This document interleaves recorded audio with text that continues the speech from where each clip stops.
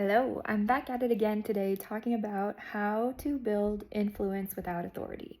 Previously, we've talked about how to build trust, how trust is an important part of influence without authority. We also talked about how to help other people and how to become the go-to person and let your expertise be known, how that creates influence because people need to trust and respect your opinion in order to be influenced by it.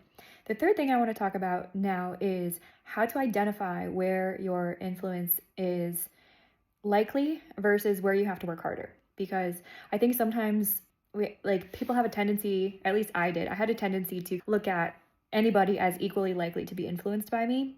That's not the case. There's a hierarchy of how difficult it is to influence someone when you don't have direct recognized authority.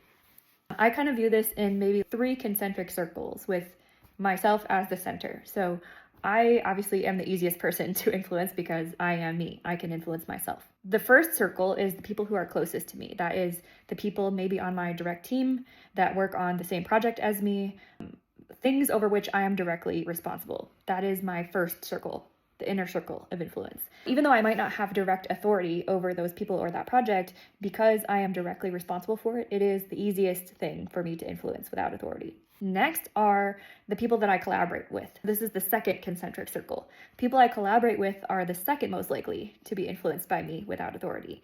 Those are people who are maybe not on my team or not working on my same project. They're people who I collaborate with regularly, people from other teams or other organizations that I talk with on a regular basis. I am second most likely to be able to influence them. Third most likely is people that I don't talk with at all, or very rarely talk with, who care about the same things that I care about. Maybe we are in the same industry, or we have similar values. That would be the third most likely circle of influence. The fourth most likely are people who I don't talk with and whom I don't share many values or interests. They are basically complete strangers. We have very little in common. I am far less likely to influence them.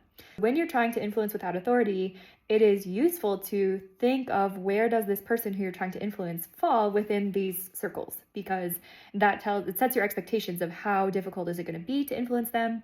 Also sets your expectations of how hard you might need to try and what types of techniques you might need to apply, how long it's going to take, that kind of thing.